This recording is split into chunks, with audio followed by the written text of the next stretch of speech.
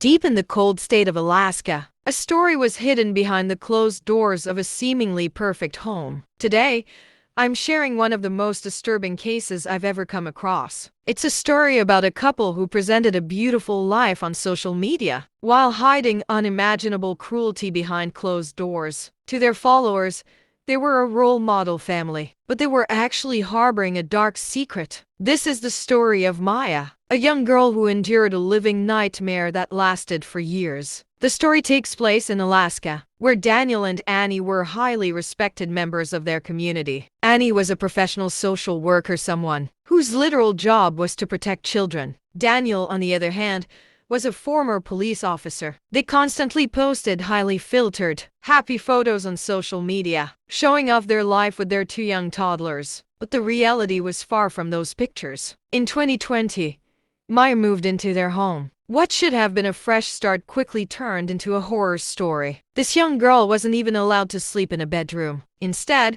she was forced to sleep in the bathroom, specifically inside the bathtub. No bed, no blankets, just cold porcelain and isolation, night after night. The abuse didn't stop there. Annie and Daniel began a campaign of starvation and psychological torture. They would record Maya while she was being punished, mocking her pain for their own entertainment. They even used cameras to monitor her every move, making sure she never had a moment of peace. How is it possible that a couple entrusted with the safety of children could treat Maya this way? And how did no one notice for 3 long years? In the next part, we will dive into the escalating violence and the drug-fueled abuse that Maya was forced to endure. Stay tuned. Daniel went on to have quite a few relationships, and he had multiple children from these multiple relationships. He actually did get married to one of these women, but then he did get a divorce. And then in 2018, this is when Daniel meets the other perpetrator in today's case, Annie.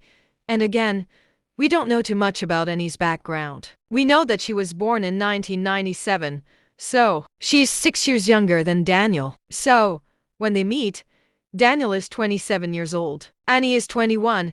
She grew up in Pea Ridge in Arkansas, which is approximately about an hour's drive away from where Daniel grew up. And from comments that I've seen talking about Annie and how she was in high school, she has been described as very vindictive, also not the nicest person. So Daniel and Annie definitely have that in common. And then when Annie finishes high school, she went on to study behavioral psychology at the University of Arkansas. And what is just really concerning in today's case, given what Annie goes on to do, Annie started working as a child safety officer. Her job is literally protecting children, making sure that children are safe in their home, that they are well looked after. So yeah, she's working as a social worker. She's working in Washington County in Arkansas, and her specific job role was in the Child Safety Center. And it's like, no, people like her should not be allowed jobs like this. So, Daniel and Annie, they actually get married in August of 2019.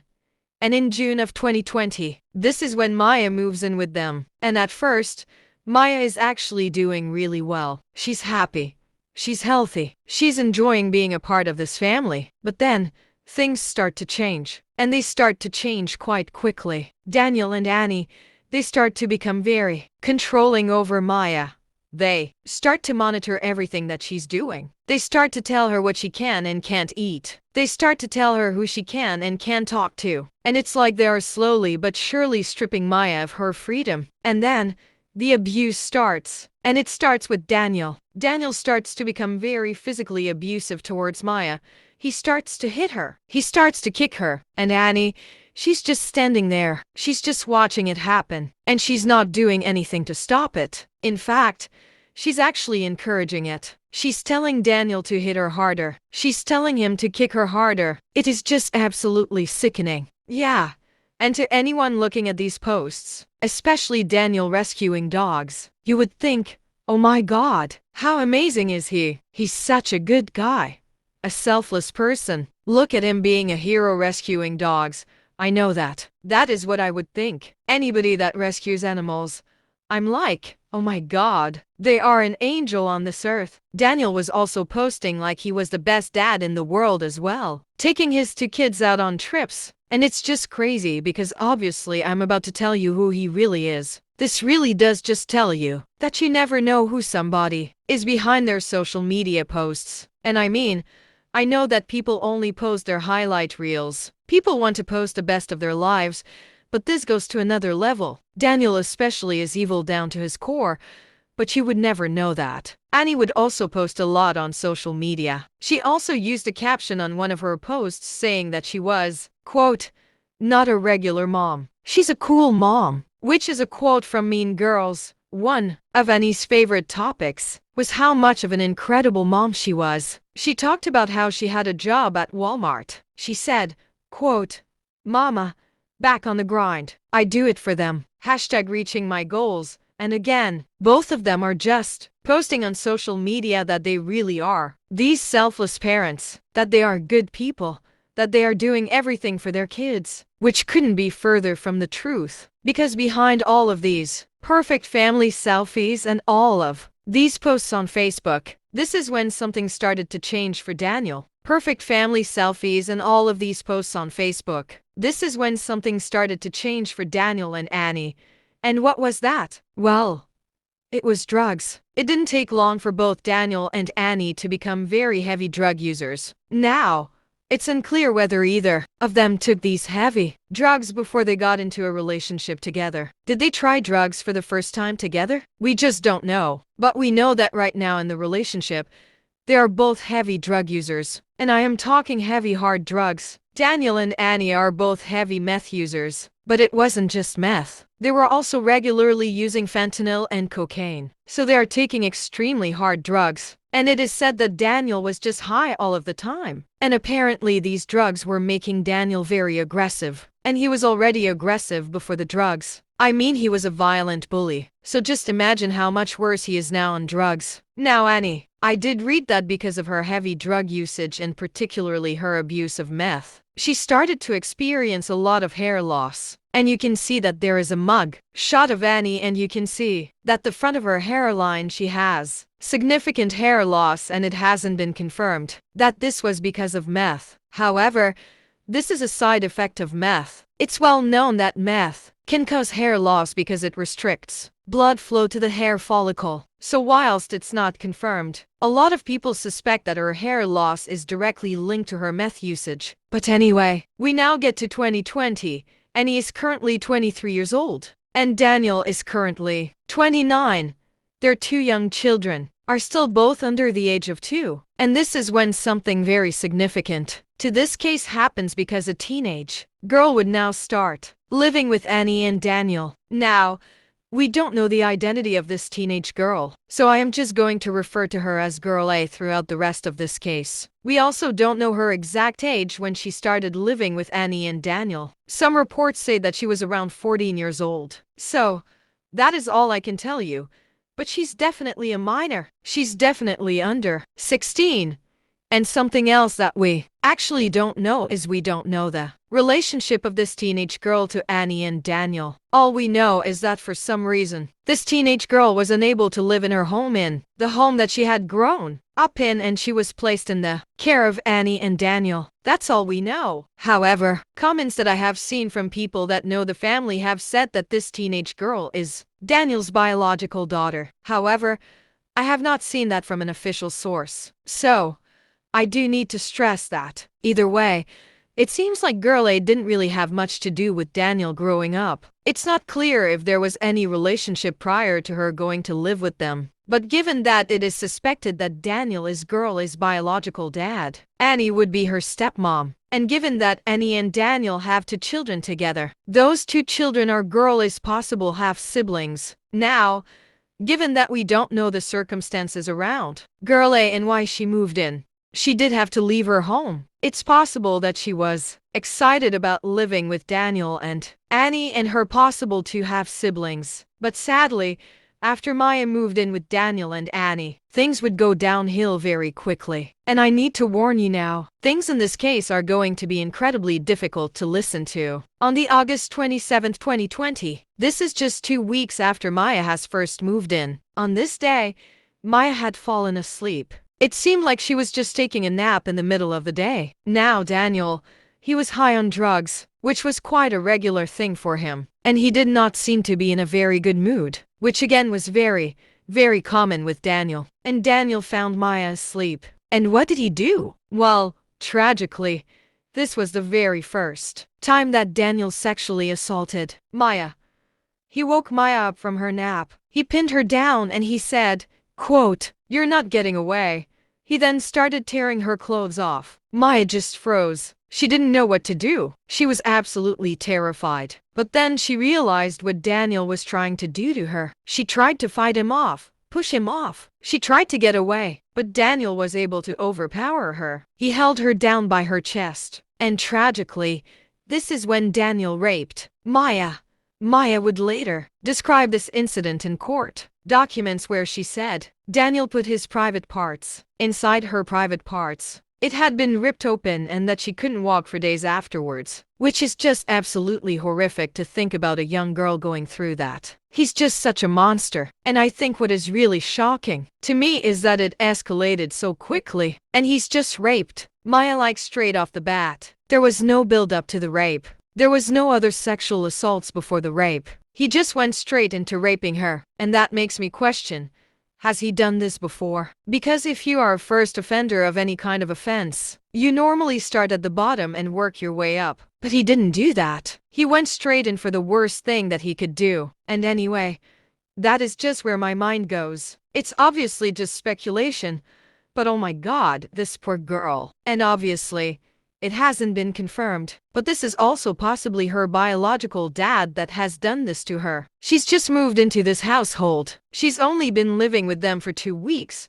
and this is what happens to her. And tragically, this is only the beginning. The nightmare for Maya would continue here because this was not an isolated incident. Over the weeks and months that followed, Daniel sexually assaulted Maya on a number of occasions. Maya has later said that she had no idea how many times Daniel actually raped and sexually assaulted her because it happened that many times she lost count. But she did remember certain assaults that were particularly traumatic. And I will be reading some of these out from the court documents, and they are just absolutely horrific. So, I just need to warn you though, it is very distressing to hear because there was one time where Daniel started shoving Maya's face against a balcony door. Daniel had completely overpowered her. He shouted, quote, "You're not going to do anything."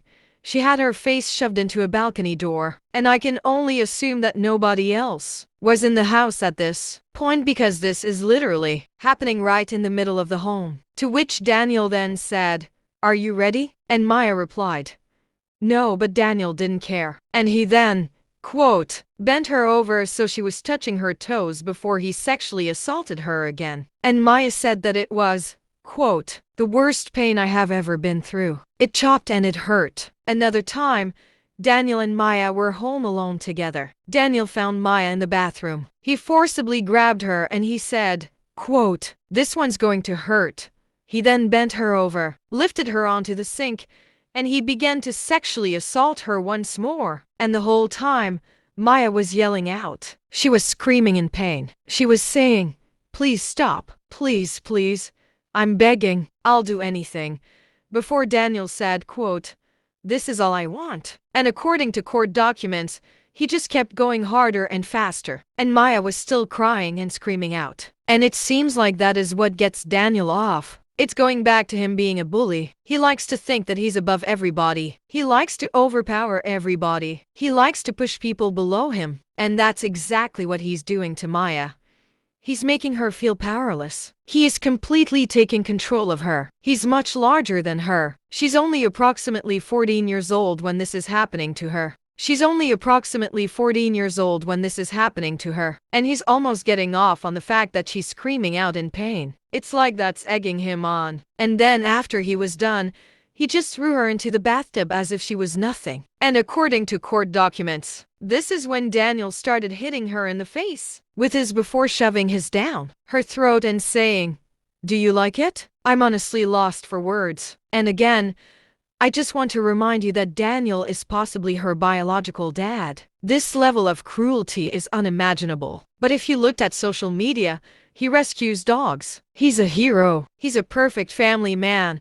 the amazing dad. But this is what he does behind closed doors. And you might think that at this point it's just all Daniel. He's the evil one. He's the one that's doing everything to Girl A on his own. And if his wife Annie, if she knew about any of this, she would be mortified. And right now, it is only Daniel mistreating Girl A. But that is soon about to change because on one occasion, Daniel starts sexually assaulting Girl A whilst his wife Annie is at home. Daniel is sexually assaulting Girl A in the bathroom, which he did on many occasions, and the bathroom door was unlocked. And he was doing this whilst Annie was at home and possibly his two other children. So at some point during the sexual assault, Annie actually walks into the bathroom and she saw everything that was going on. So Annie walks in seeing Daniel doing the most horrific things to this teenage girl. And Annie also has children with this man. Surely she must be worried about her own children. But how did Daniel react to being interrupted? This is when he started shouting at his wife Annie.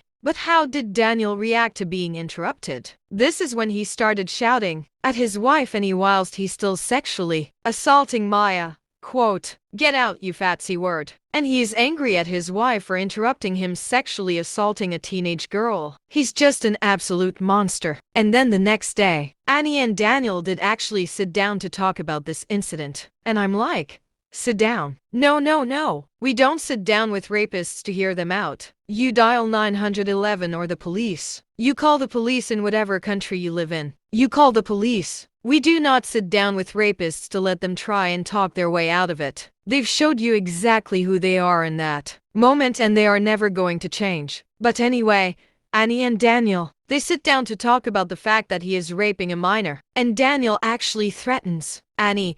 He actually says to Annie that he will kill her if she ever says anything to anyone. And Maya was listening to this conversation. She listened to Daniel threatening to kill his wife if she ever said anything to anyone. So, can you imagine what is going through Maya's mind at that point? She's probably thinking, oh my God, if he's threatening to kill his wife, if she says anything, what will he do to me? And because of this death threat, both Annie and Maya never say anything to anyone. Annie would carry on playing the role of the loving, perfect wife. But how did Daniel react to being interrupted? This is when he started shouting at his wife Annie whilst he's still sexually assaulting Maya. Quote, "Get out, you fat C-word." And he is angry at his wife for interrupting him sexually assaulting a teenage girl. He's just an absolute monster. And then the next day, Annie and Daniel did actually sit down to talk about this incident. And I'm like, sit down. No. We don't sit down with rapists to hear them out. You dial 911 or the police. You call the police in whatever country you live in. You call the police. We do not sit down with rapists to let them try and talk their way out of it. They've showed you exactly who they are in that moment and they are never going to change. But anyway,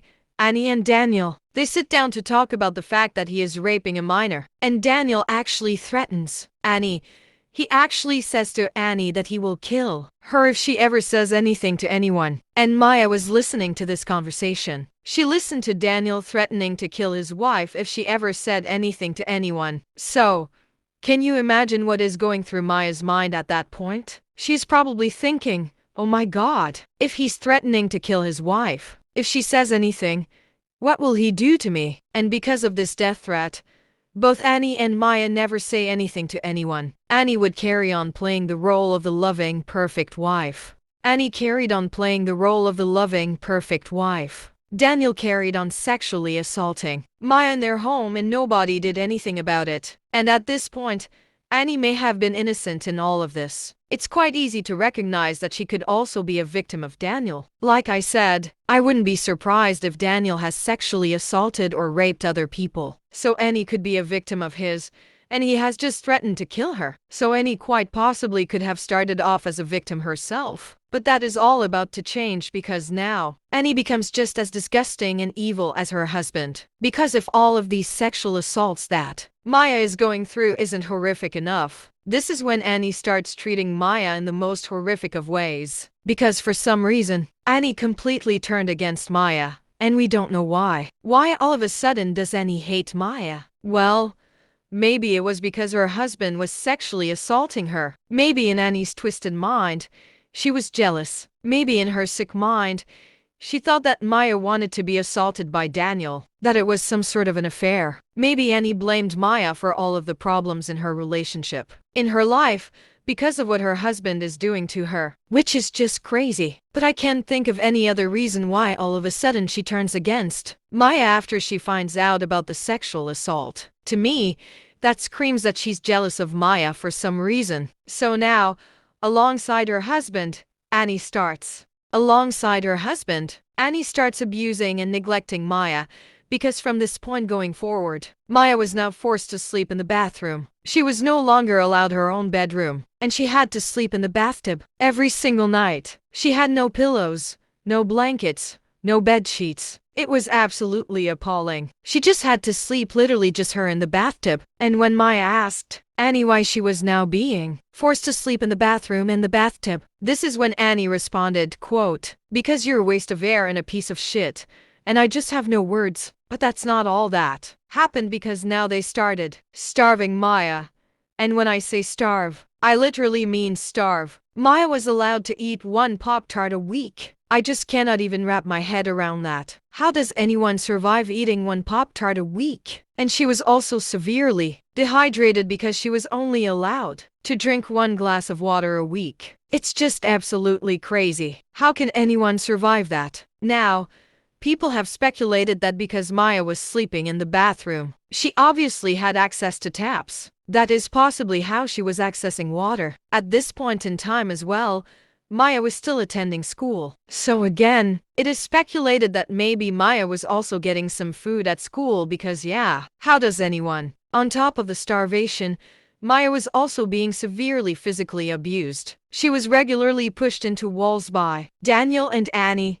They would also punch her and kick her. Maya was injured on many occasions, but she was always refused medical treatment. There was one time when Daniel abused Maya so severely that she broke her leg, and Daniel and Annie, they refused to take her to the hospital. They just left Maya with a broken leg. No medical treatment, no pain relief, nothing. And I just cannot even wrap my head around that. As well, because how is it that girl has a broken leg and she's just going about her life like she's still going to school? I just cannot wrap my head around the fact that she's got a broken leg and it hasn't been treated. There was another time when Daniel slammed Maya's head into a glass coffee table, which resulted in a huge cut on her forehead and a concussion. But again, she wasn't allowed medical care. There was also another incident with Annie when Maya was just doing the dishes, which I can only assume was probably a regular thing for her. Maya probably was made to do a lot of the chores around the house. But as Maya was doing the dishes, Annie came over and started complaining, saying that Maya wasn't doing them properly. And Annie got so angry with Maya,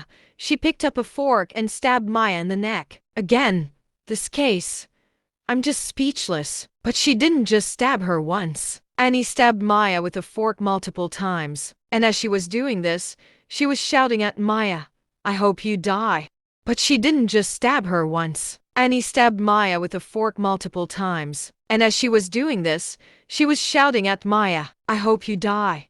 And I'm like, what is wrong with this woman? Why is she abusing this girl in this way? And it seems like it's all because her monster of a husband is sexually assaulting her. And at this point, she's just as evil as her husband. And I also just want to remind you all that at this point, Annie is a social worker. Her job is literally protecting children. And this is how she's treating a teenage girl that is living in her own home. God knows how she's treating her other two children, because I guarantee you she might not be as bad to her other two children. But she's not winning any Mother of the Year awards, and neither is Daniel. It's just complete insanity that someone this evil, their job is to protect children. And Maya's injury with the fork in her neck was noticed at school, which I'm not surprised. She has been stabbed multiple times in the neck with a fork. That's going to leave a mark. And the school did report it to Child Services, who then came out to investigate. They actually did interview Maya, but before they could interview Maya, Daniel and Annie, they got to her first and they threatened her. They said to Maya, if she told the truth, they would kill her. So when Maya was eventually questioned about the incident, she lied. She lied to the investigator because she was so terrified of Daniel and Annie. She genuinely thought that they would follow through on the threat to kill her. I mean, Why wouldn't she believe that? After everything both of them have done to her, they are both capable of murder.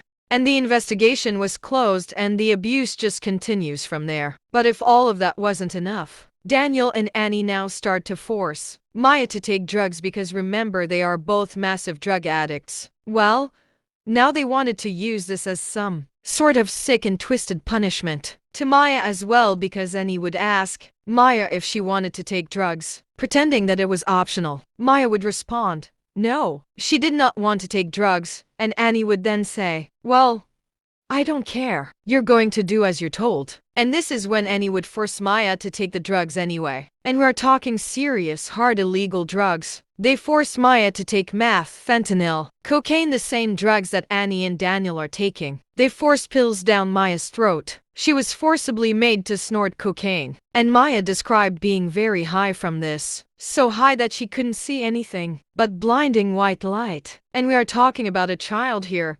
A teenage girl taking these very hard drugs. For anyone taking those drugs, there would be severe side effects, let alone a child's body. But that wasn't all. Because Daniel and Annie, they now wanted to make money out of Maya. So they started forcing Maya to sell drugs for them. They were forcing her to do drug deals with possibly extremely dangerous people. Anything could have happened to Maya. This is an incredibly dangerous situation that they are putting Maya in because of the kind of people that she would be interacting with and dealing the drugs to. And unbelievably, this awful, disgusting treatment of Maya goes on for the next 3 years. It happens from 2020, which is when she moved in, all the way to 2023. And during this time, the family actually did move around quite a bit. They lived in at least 4 different properties across Arkansas over those 3 years. There's a part of me that thinks, was this on purpose? You know, constantly moving around so authorities wouldn't clock on to what was going on. Constantly being under different authorities,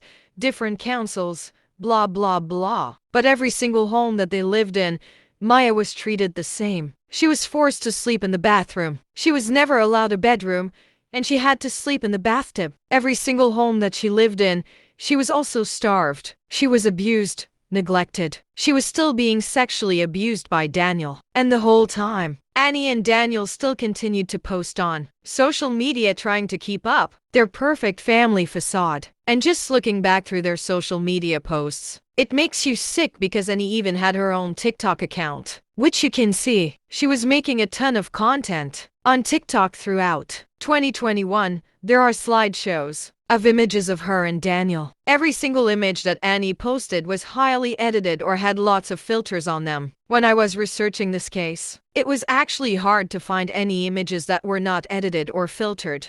Annie was posting videos of her cooking large meals for her family, whilst the whole time they were starving Maya and not giving her any food. The whole time as well, Annie was posting images of her 2 other children, and it really just breaks my heart thinking about those other 2 children, because we don't know exactly what they experienced or what they were exposed to. But with how Daniel and Annie were treating Maya, there is no way that they would have been able to hide that completely from those 2 children. Children are very perceptive. They must have picked up on at least something. I mean, Maya was sleeping in the bathtub every single night. Surely they noticed. If Annie and Daniel are capable of treating Maya like this, and Maya is possibly Daniel's biological daughter, how are they treating their other 2 children? It just breaks my heart thinking about what those 2 toddlers must have witnessed. But we now get to March of 2023, and this is when things would finally start to change for Maya. Because on one particular day, Maya was in the bathroom. Maybe she was still in the bathroom from sleeping in there overnight. Well, this is when Daniel comes storming into the bathroom. He grabs Maya by the hair and he drags her to the living room. And right there in the middle of the living room, Daniel starts sexually assaulting Maya. And Maya starts yelling out for help as she always does, screaming out in pain. And Annie came running in. She saw what Daniel was doing, but she had seen this many times before and did absolutely nothing. However, this time, something inside of Annie snapped. And even though she had been treating Maya appallingly herself, it seems like she couldn't put up with it any longer. It seems like she's finally seen the light. So, she grabbed Maya by the hand and tore her away from Daniel. She then instructed Maya to run, to get out of the house, and to get away from Daniel. And Maya did just this. She ran out of the front door and Annie ran outside with her, leaving Daniel behind. And unbelievably, this is when Annie called the police. And again, we don't know why Annie called the police. Why after all of this time? Clearly, she just wanted all of this to come to an end. And the police turned up. They wanted to speak to Maya. But what ended up happening? Well, Maya was terrified of Daniel. We know that Daniel has threatened to kill her. So when the police spoke to Maya, she lied. She couldn't bring herself to tell the truth. She was that terrified of Daniel. And when the police spoke to Annie, because obviously she was the one that called them, Annie ended up lying as well. She said that she had called the police by mistake. And in the end, the police left. Daniel ended up staying away from the home for the night to cool down because he needed to get away from the situation. But the next day, he returned home and everything went back to normal. However, things didn't go completely back to normal because the incident clearly shook Daniel. He was clearly scared that at some point Annie or Girlie were going to break down and tell the truth to the police. And I think he was worried about himself because just a few weeks after the incident with the police, Daniel makes contact with a woman. And again, we do not know the identity of this woman. And we can only assume that this woman has some sort of relationship or connection to Girlie. Because Daniel contacts this woman and says, "Can Girlie come and live with you?" And for just this video's sake, we are going to call this woman Jane. So Daniel asks Jane, "Can Girlie come and live with you?" And Daniel actually said this. He said, because if Girlie continues to live with him, he is going to end up in prison. Yeah. That is the only reason why he doesn't want Girlie living with him anymore, because he's going to get caught. He's basically saying that he is unable to control himself around a minor and he simply cannot stop sexually assaulting her. So therefore, she needs to leave so he doesn't go to prison. And Jane was absolutely appalled by what Daniel was saying. But she also wasn't surprised either, which I think says a lot. She also knew that Annie and Daniel were heavy drug users. And she knew that Girlie was not in a good situation. Maybe she didn't know quite how bad Girlie's situation was. But she did know that things at the home weren't as perfect as they seemed on social media. And Jane wanted Girlie out of her current situation. And Jane gladly accepted Girlie. Maya leaves Daniel's home for the final time. And she now goes and lives with Jane. But despite this, despite that she's now out of that evil home, that she's no longer around Daniel and Annie, she was still scared. She was still traumatized and she was carrying so much guilt, wondering if she was maybe to blame for what happened to her. And that breaks my heart that she thought like that. So because of this, Maya didn't say a single thing. She never said a word to Jane or anybody about what she had experienced and gone through. And Maya now carried all of this trauma to herself for 2 whole years. From April 2023 to April 2025, Maya never said a single thing about what Daniel and Annie did to her. So for those 2 years, Annie and Daniel just carried on living their lives, still posting on social media that they were this happy family. Annie posted a lot of happy selfies which were heavily edited and filtered. Daniel also posted things himself on his Facebook. Both of them shared images of their 2 children growing up, pretending to be the perfect parents. But finally, in April of 2025, something in Maya changed. She decided that she couldn't carry this burden anymore.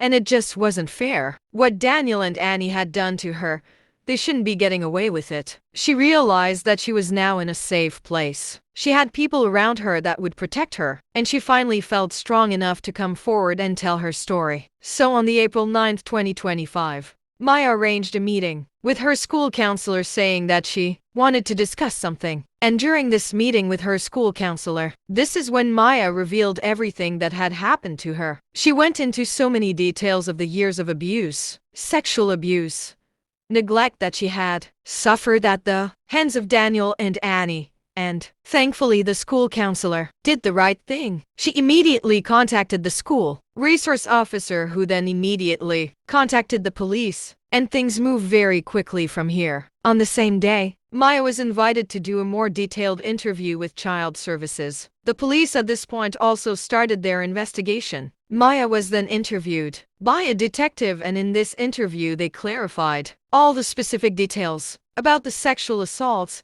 the physical assaults, the forced drug usage, the death threats, the neglect, the starvation. And following all of these revelations, the police had enough evidence. And this is when Daniel and Annie were both arrested and they were both placed in custody. And they were both charged. Daniel was charged with rape, sexual assault in the second degree, terroristic threatening, endangering the welfare of a minor in the first degree, and permitting the abuse of a minor. Annie was charged with introduction of a controlled substance into the body of another person, permitting abuse of a minor, terroristic threatening in the first degree, battery in the second degree, and endangering the welfare of a minor. And following the arrests, this is when the case was made public, and people were horrified by this case. People couldn't believe that they had been hiding such a monster behind their social media posts. And people were especially shocked at Annie, given that she was a social worker. Since their arrests, both Daniel and Annie have appeared in court, and they both pleaded not guilty to all of the charges. This meant that the case went to trial,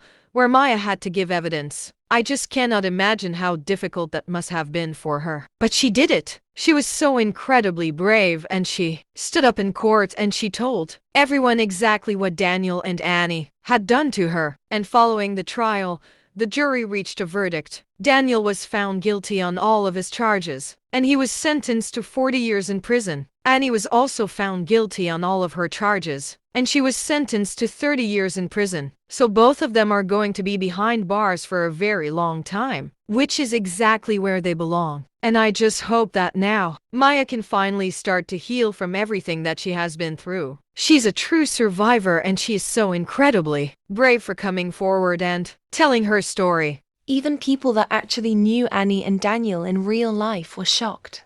They had been keeping up this perfect facade for so long and so well.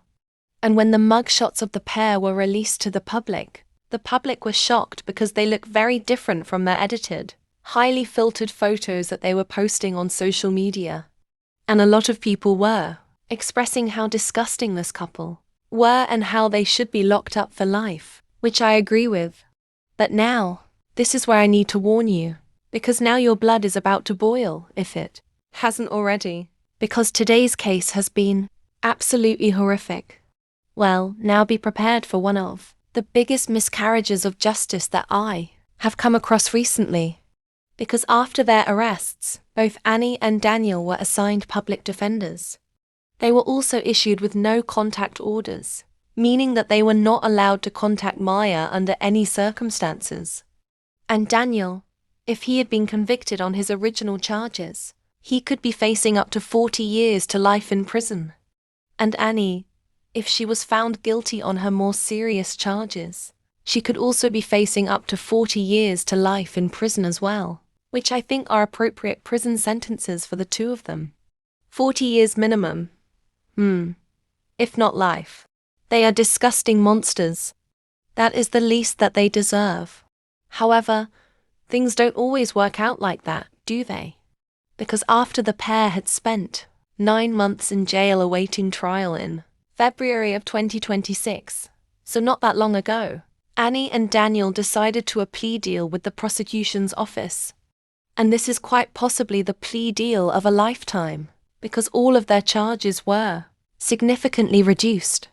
And if you think back to Daniel's charges, he has been charged with rape, sexual assault, various other offences. But in the end, these charges were dropped.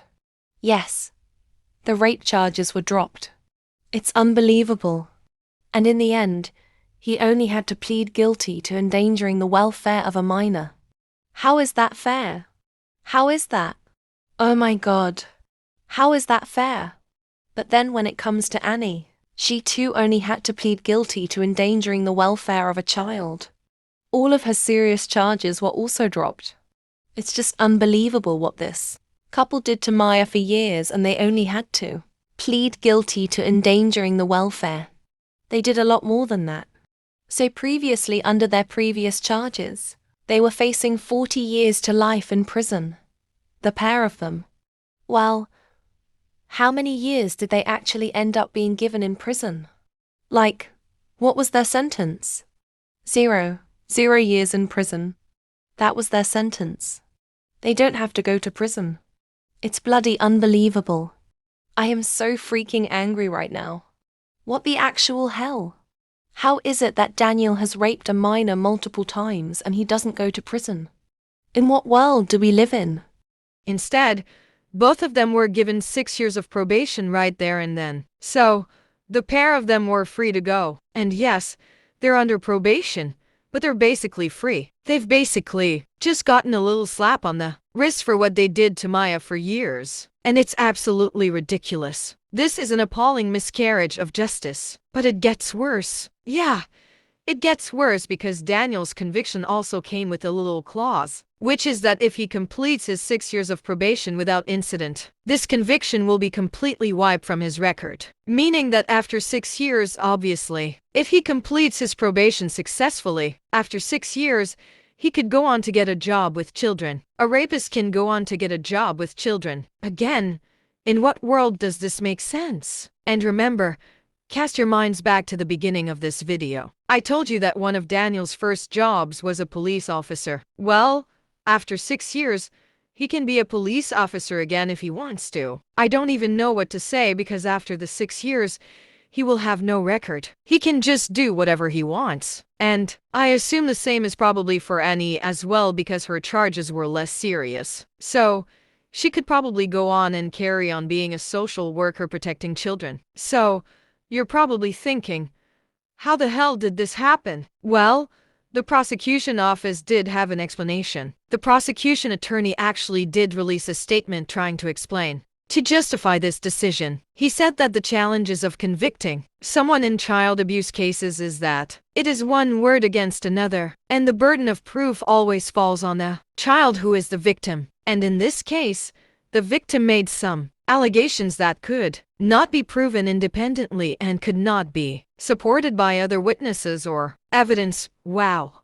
Just say you don't believe victims and be done with it. They also said in a case like this that relies entirely on witness testimony, they may have struggled to win the case at trial. And that's what it actually comes down to. This attorney didn't want a blemish on their record of possibly losing a case. So, after reviewing the case with his team, they collectively came to the agreement that it was better to offer Annie and Daniel a plea deal than possibly losing the case in court. And to just rub salt in the wound, he actually said, quote, "We believe the victim indeed was a victim and that she deserved justice. However, she never got it. And it really does just come down to he didn't want to tarnish his reputation. He doesn't actually care about anybody, doesn't care about victims, doesn't care about children, doesn't care about victims of sexual assault and rape. No. He just cares about his own reputation and his paycheck." Comments online really hating the Daw district attorney in this case, which I kind of agree with, and saying that the Daw actually has a track record of doing things like this, and that the Daw completely screwed up in this case entirely, which I agree. So, Maya, after everything that she went through, she never got justice. And even though Annie and Daniel have no contact orders, they are not allowed to contact Maya in any way. How will she ever feel safe? Because they're walking the streets. They're just out there living their lives. And they could possibly do this to somebody else. And also, what kind of message does this send to victims everywhere? The message that it sends is that one man's reputation in court is more important than victims receiving justice. And that's despicable. That Daw, how does he sleep at night with what he's done? And I don't know what happened to Daniel and Annie's two younger children. I really hope that they're not still living with them, but I just don't know. It's just horrible to think that they possibly could be in the care of Annie and Daniel. And wherever they are,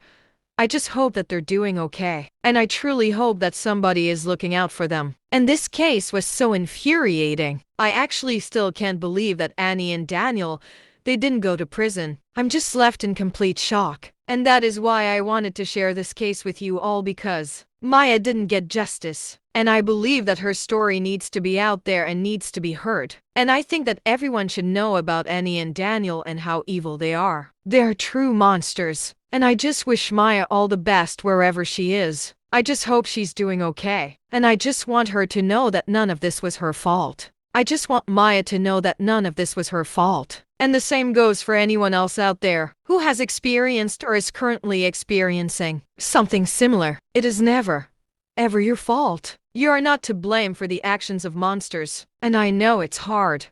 And I know it's terrifying. But please, if you can, reach out to someone. There are people who want to help you. People who will believe you. You don't have to carry this burden alone. And for those of us watching, let's be the people who listen. Let's be the people who look out for one another and for the children in our communities. Because no child should ever have to go through what Maya went through. And no monster should ever be allowed to hide behind a filtered life on social media. Thank you for listening to her story. Let's keep her and all survivors in our thoughts as they continue their journey toward healing. Justice may have been denied in a courtroom, but by sharing her truth, we ensure she is no longer silenced.